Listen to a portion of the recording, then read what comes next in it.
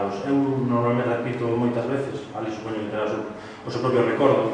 Eu o que recordo era que o que me seducía en aquel momento, con 17 anos de Lois, era que me parecía o reverso da literatura galega tal como a coñecera no instituto. Non só a palabra poética de Lois, senón a súa imaxe. Había un mundo completamente novo que eu naquele momento tampouco sabía verbalizar. Logo sí ou non, ou máis ou menos. Pero sí que queda esa primeira sensación de que ese poeta podía funcionar como a poría da literatura galega profesoral, como lle chamaba él, ou da literatura galega canónica que eu aprendera no instituto.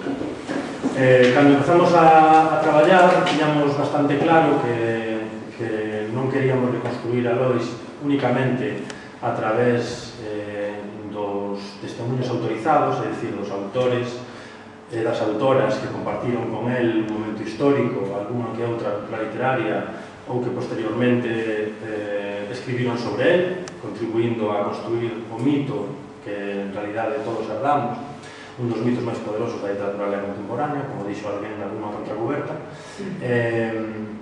sino que queríamos reconstruir a persoa da maneira máis completa e complexa posible. Para iso tivemos que elaborar unha cartografía persoal e emocional prácticamente desde cero.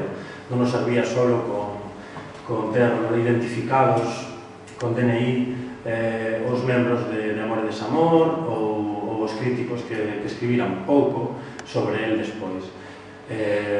Tomamos contacto coa súa familia, buscamos os seus amigos, convivimos con eles, tal vez demasiado, percorremos os espazos, algúns dos espazos que el percorrera, pasamos tempo en Monforte, viaxamos a Madrid, fomos a Berlín buscando non se sabe que, e conseguimos reunir finalmente 30 testemunhos. Eses 30 testemunhos o que nos daban era un material inmenso para facer unha película sobre Lois. Xa, cando rematamos de todo ese proceso que se prolonga no tempo, porque contactamos varias veces con as persoas, falamos con eles en diferentes contextos, ás veces con cámara, ás veces en cámara, decatámonos de que xa non queríamos facer unha película sobre Lois Pereiro, non queríamos facer unha biografía de Lois Pereiro. Primeiro, porque era imposible.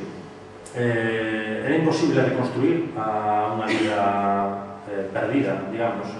Non hai vida que colla nunha biografía e nos creíamos que non había maneira de invocar esa vida a través das voces dos outros.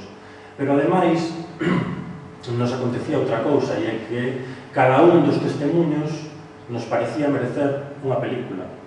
Nos seducían as vidas, todas as vidas, e todas as maneiras de vivir todas as pegadas de alguma maneira que quedaran do tempo histórico que nos chamamos Lois Pereiro, que vai dende 1958 hasta 1996.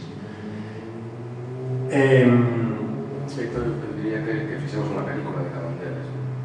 Exactamente, ao final nos marcamos como profilaxe, digamos, ou como límite teórico, non incorrer na falacia de creer que con ese material podíamos reconstruir a vida de Lois.